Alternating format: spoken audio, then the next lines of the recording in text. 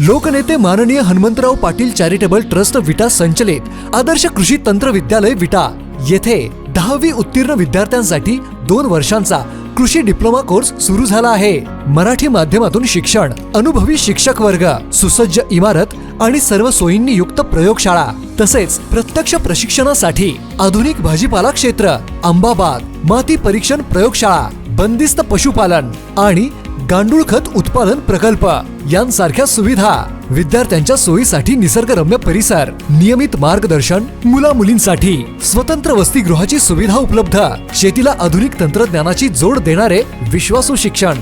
पत्ता आणि संपर्क आपल्या स्क्रीनवर।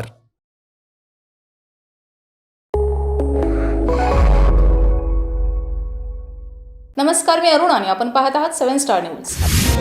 पलूस तालुक्यातील युवा नेतृत्वाला भारतीय जनता पार्टीकडून मोठी जबाबदारी देण्यात आली असून सामाजिक व राजकीय क्षेत्रात सक्रिय असलेले युवा नेते सागर भाऊ सुतार यांची भारतीय जनता पार्टी युवा मोर्चा सांगली जिल्हा उपाध्यक्षपदी निवड करण्यात आली आहे। पक्षाचे प्रदेशाध्यक्ष कृष्णराज महाडिक यांच्या हस्ते ही निवड जाहीर करण्यात आली। या निवडीमुळे पलूस तालुक्यासह संपूर्ण सांगली जिल्ह्यातील भाजपा कार्यकर्त्यांमध्ये उत्साहाचे वातावरण निर्माण झाले।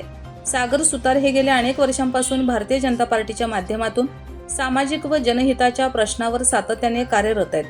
पलूस शहरातील पाणी पुरवठा, रस्ते, ड्रेनेज, स्ट्रीट लाईट, स्वच्छता तसेच नागरिकांच्या मूलभूत सुविधांसाठी त्यांनी वेळोवेळी प्रशासनाकडे पाठपुरावा करत जनतेचा आवाज बुलंद केलाय।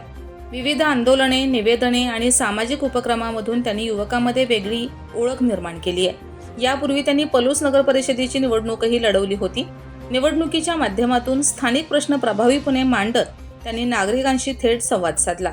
निवडणुकीनंतरही जनसंपर्क कायम ठेवत सामाजिक व पक्ष संघटनात्मक कार्यात त्यांनी सातत्य राखलं। त्यामुळे पलूस शहर व तालुक्यात युवकांमध्ये त्यांचे नेतृत्व अधिक मजबूत बनले।